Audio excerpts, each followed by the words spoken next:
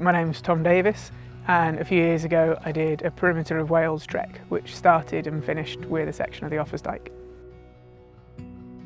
I guess we're all guilty of not exploring the things that are on our doorstep. I lived no more than 2 miles away for 20 years of my life and I'd never set foot on it. Yeah, just to be hit instantly by the beauty that was right next door to me that I didn't know was there. The Eglwysygs is where we are at the moment. You've got these dramatic limestone cliffs which tower above you on the one side, and then you turn round 180 degrees and you've got these steep-sided river valleys cut into the landscape all around, the Dee Valley further round the corner.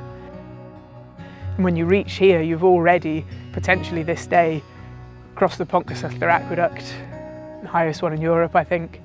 10 minutes later, you're going to be at a little waterfall that crosses a road and climb up onto moorland, which is covered in heather. 20 minutes back that way, you've got a castle that feels like you're in the time of King Offa. And then you walk another half hour and you're surrounded by just pure epicness. And the scenery changes so quickly that a day will take you through 10 different landscapes. Every day on the Dyke has something different to offer.